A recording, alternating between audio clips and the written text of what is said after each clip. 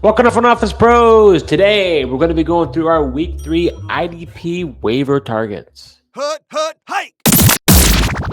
And Joe, not to toot our own horn here, but we had recommended that you spend quite a bit on one defensive lineman from the New England Patriots, Keon White, and hopefully you did because he's having quite a breakout year. So hopefully you took advantage of that. Well, and if you didn't, the price just went up to go ahead and pick him up this week. So It really did. It really did. Honestly, in curiosity, what even is his roster ownership right now? I'd be curious. 41%, so definitely increased from last time. But still, I mean, I can't see why this guy isn't 100%. So, I mean, if he's still out there, better go get him. Yeah, I think it's just probably got to do with the different formats that people use for IDP. If people have to start, multiple defensive linemen or not. That's very true, Joe. And depending on the size of your league, that could also impact it. But let's talk about the 5 that we are going to talk about. Keon would be too easy to talk about. So let's talk about the first guy, defensive end edge rusher Patrick Jones of Minnesota Vikings. Joe, he's had some really good back-to-back weeks. One was at the New York Giants, which, really no surprise. I mean, that offensive line, the turnstile, right? But against the San Francisco 49ers, that's a different story. He's now had back-to-back 2 sack weeks, and he had a forced fumble against the 49ers. What say you about Patrick Jones? How much FAAB are you looking to spend for him? Yeah, I mean, if you're looking for an edge rusher, and honestly, just looking for some numbers, I mean, it's hard to deny, back-to-back games here with 2 sacks. It's hard to come by. I'd be looking to, spend up to get this guy. I would say, I'd be willing to go 10 to 15% on him probably. Mm-hmm. Go ahead and get him. Be kind of aggressive there. Part of it is I'm not sure exactly how aggressive that you'll have to be to get IDP players, but he's one guy that I would definitely prioritize just because he's been getting the sack numbers. We've also seen this Brian Flores defense be able to produce guys with sacks as well. We saw it with Danielle Hunter last year, and even Wanham when he was there as well. They were both getting sack numbers. So I don't see why Patrick Jones can't keep this up in a couple of games that he's got in the future as well. He does have the Jets in the mix, which their offense isn't that great, in week 5, but this upcoming week he's got the Texans, and week 4 he's got the Packers, which isn't the best, but hopefully he might still be able to get one. Yeah, so I want to go as much as you, but I'm going to probably stick to 5%. The one thing I'll talk about the positive versus the negative first here. Positive wise, I'm with you. The Brian Flores defense has proven that they can really produce as far as just the defense as a whole is productive, especially the edge rushers with getting pressures and sacks. So to me, when Danielle Hunter left, that was a big concern, right? Who's going to fill the void there? Could someone really, step up to the plate? Well, the reality is there have been a lot of players have been stepping up the plate. My biggest concern with the guy is honestly just more so he's kind of been a rotation. He only played 34 snaps, so it was about 49% of snap percentage. But he's rotating with Andrew Van Ginkel, who also is looking very good. Jonathan Grenard, not looking as good, but he was pretty good in Houston. And then the rookie, Dallas Turner. So, there's a couple of players. So he's fresh, but he's not getting, maybe he's not getting as much a higher snap share. So we're seeing the huge sack numbers, but will he continue to do that? That's my concern with the guy. So I like him. I have him on my, IDP team. I would be tempted to start him going forward until otherwise. I mean, I thought he was always a talented player coming out of Pittsburgh. Just felt like he just really wasn't given the shot. And now that Danielle Hunter is gone, they don't have that alpha player. So now they're dealing with the rotation. Now he's getting snaps. Yeah, gotta wonder though if 2 sacks a game is that's an incredible pace. You don't expect him to keep that up, but gotta wonder though with him showing out, does that earn him more snap percentage? And I think too with the amount of guys that are on the waiver wire here that you're going to pick up, it's hard to see them getting heavy usage either. So I think more and more teams are just using this rotation and keeping guys fresh. So I'm not as concerned about the percentage of snaps that he's playing. Well, right now, only owned in 20% of leagues from what I can see here. So I think he's definitely worth a bench spot, no question about it. Are you enjoying this episode so far? Well, if you are, subscribe to our YouTube channel, smash that like button, and hit the notification bell for upcoming videos. We do videos throughout the year, so you're not going to want to miss what we have in store.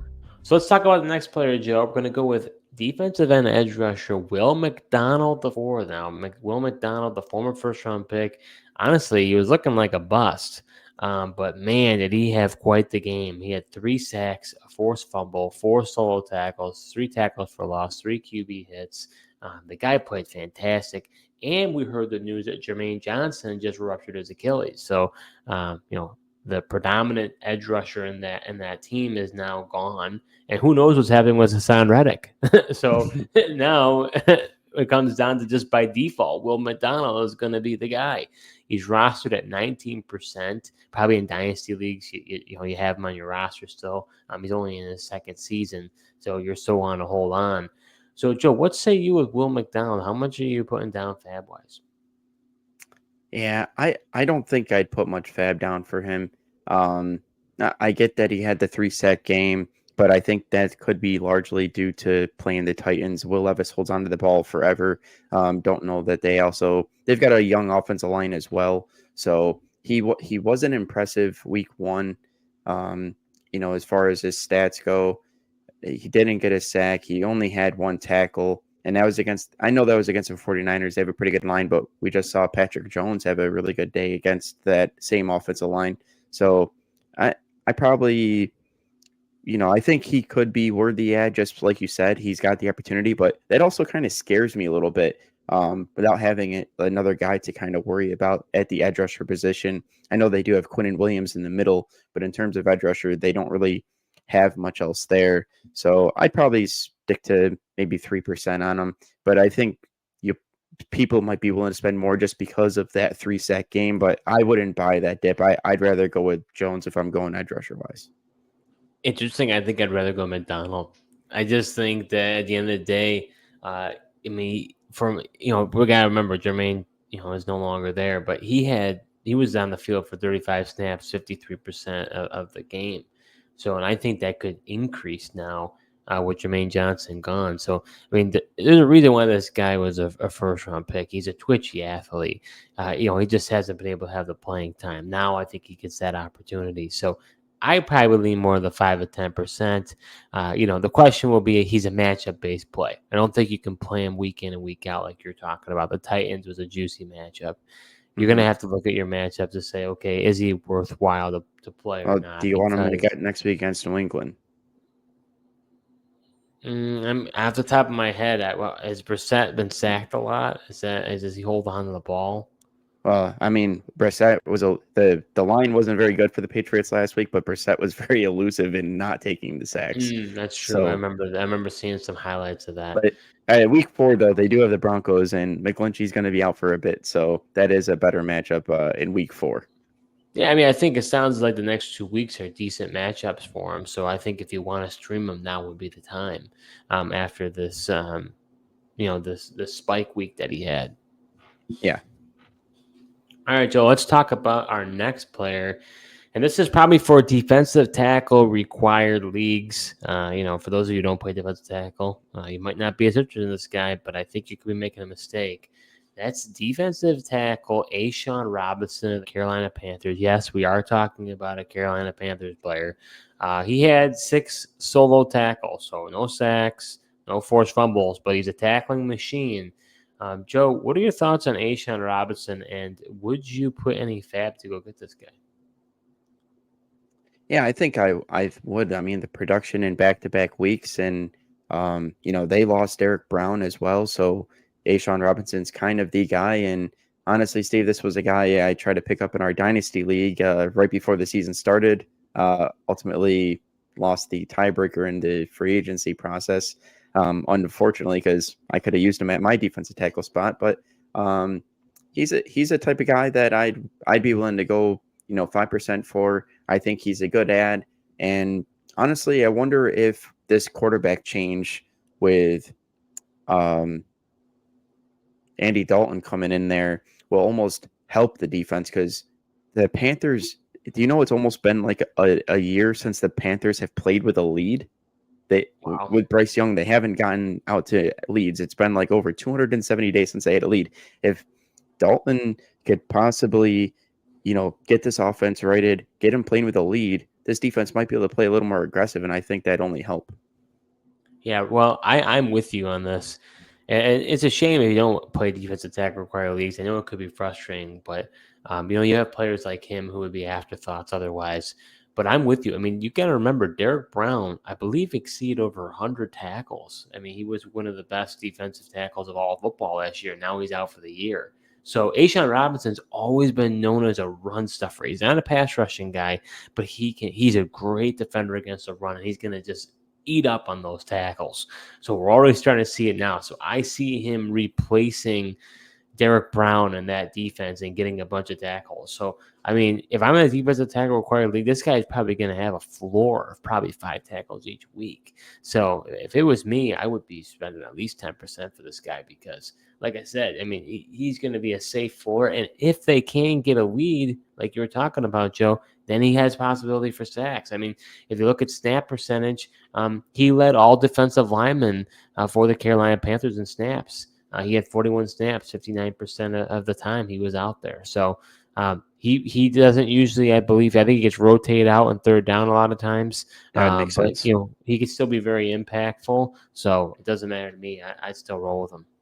Yeah, I mean, you're talking about in 2 weeks here, he's amassed 15 tackles, so right now on 7.5 tackle per game pace here.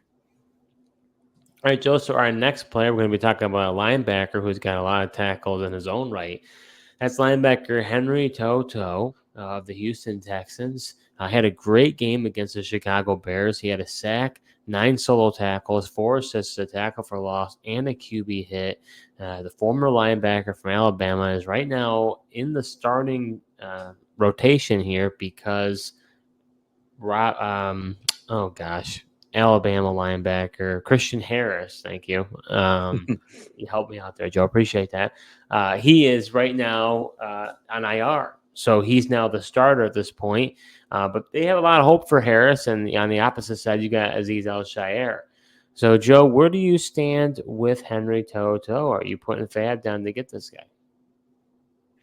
Yeah, I think I would, man. Honestly, watching that game last night, he was somebody I was very impressed with. You heard him emphasizing the fact that he's lost a lot of weight to gain that speed, to be able to, be a part of this D'Amico Ryan's defense. And you really saw the speed flash. I mean, he was getting sideline well, came on a blitz and got a sack. So, I mean, Christian Harris was the guy I was excited for. And unfortunately, like you said, he's out. So Toa though, looked very impressive, and I think I'd probably be willing to go. I might be willing to go. 5 to 10% for him. I think he's going to be a solid player. From here on out, as long as he's got the chance with, Harris being out. I think he's going to be a solid linebacker play for you, and hopefully, he gets more opportunities to blitz and pick up some sacks. Yeah, my biggest concern with them is if you understand the Houston Texans defense, they want 2 rangy linebackers in the middle of the field to make those Right. plays. So once Christian Harris comes back, Christian Harris is going to take over the starting role, I presume. Aziz Al-Shaair is definitely the starter. And then, Correct. what would happen would be Toto would go to the bench. So I don't know how significant. I think it's a groin injury for Harris, if I'm not mistaken. I don't know how significant it is. I don't know when he'll come back. So I kind of view Toto as a part-time player, is my sense. So I would just probably, if you're in a dire straits for linebackers, I think in the short term he's a good play. So if you want to spend, $1 or $2, kind of 1 or 2% of your FAAB, I think that makes sense. I mean, he played 73% of the snaps, 51 snaps. So he's on the field. He's getting opportunities. I question his longevity this season because once Harris comes back, I think takes a back seat. Yeah, it looks like it's a calf injury for Christian Harris, so that Mm. that's not too good of a sign. I mean, wait, A lot of times those calf injuries are a precursor to Achilles injuries, kind of like what the situation we were seeing with Christian McCaffrey. Hopefully that doesn't linger too long for him, but you know, either way, Azeez Al-Shaair is another guy who has trouble staying healthy. So I think Toa That's true. would just be a solid guy to have, and you start him right now, and then you know if any of those guys get injured, you see the fantasy relevance he potentially has. Yeah, only 29% rostered, so definitely think he's worth a pickup. He's worth it for your bench. And that's the thing with IDP. There are, because the depth is so immense, there are pickups every week that you could talk about to possibly help your roster. So let's go to the last guy, Joe. Defensive and edge rusher, Odafe Oweh or Jason Oweh, depending on maybe your wherever you play has not updated his name. But he had quite the game against the Las Vegas Raiders. He had 2.5 sacks, 4 solos, 3 QB hits, and a forced fumble. Here's a guy, Joe, who I know for me, I have thought that he was eventually going to be a really good player. Never has been able to exceed over 5 sacks. So is now the time when Oweh is going to start making, his presence known for the Baltimore Ravens? How much do you FAAB be putting down for him? Yeah, I think it could be. I'd probably I'd probably go 5% for him. I think he's an interesting ad. He's got a decent matchup in week 3 against the Dallas Cowboys. You saw the Saints D line really being able to get after it and put pressure on Dak Prescott. A guy like Carl Granderson got a sack last week as well. So I do think there's a good chance. And even though he didn't get a sack week 1 against the Kansas City Chiefs, he was definitely in there pressuring Patrick Mahomes. So nice to see him actually get to Gardner Minshew last week with 2.5. Obviously 2.5 sacks isn't sustainable, but hopefully he can at least pick up a sack and keep pressuring the quarterback and getting around there.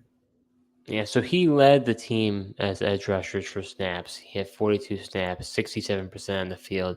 He's in a rotation with Ojabo, who has started to look, he started to come on a little bit. Van Noy, the veteran, and then Tavius Robinson. So he's definitely the lead guy there. I got to be honest. I think I'd spend probably. I think I've been burned. This is where bias comes into play. I feel like I've been burned by this guy so much. He wasn't able to get a lot of sacks at Penn State. He had all the traits and the abilities to possibly be this guy, and he hasn't. Maybe he is now. I think it might just be a fluke. I mean, again, here's what it is. I would go put a claim out there, especially in full IDP leagues, where you're rostering a full defense. I'm putting a claim in for all 3, Oweh, McDonald, and Pat Jones. But how I would rank it, I would go McDonald 1, then I'd go Patrick Jones 2, and I'd go Oweh 3. Yeah, I mean, this is his 4th year in the league, though, Steve. I mean, he's still a decently young player. I feel like maybe sometimes it takes a little bit for these guys to click. Maybe in his 4th year here, it's finally clicking for him. And like I said, I was encouraged by him week 1, and we know sacks are kind of a fluky thing. You can pressure on the quarterback, but they actually get him. And Mahomes is a tough guy to bring down as it is. So the fact that he's picked up to the 2.5 sacks and been around it, I'm encouraged by the early signs that I've seen from him. Where would you rank it with Oweh, McDonald, and Jones? I would add Patrick Jones number 1, McDonald 2, and then Oweh 3. So you would still put Oweh 3, but you feel that there's promise with him more so than me. Yeah, I mean, I think just overall, like the Jets have the better D line, so I give the slight edge there to McDonald. And like you said, he is kind of the primary guy. I know Oweh is as well, but he's still more in a rotation there with Baltimore. So that's why, and we just haven't quite seen, and we've seen flashes with Oweh. Maybe this is the year he finally puts it together. So that does it for our week 3 IDP waivers. Hopefully you found that helpful. Coming up in our next episode, we're going to be talking about some trade targets for week 3. You're not going to miss that. Thanks so much for tuning in, and until next time.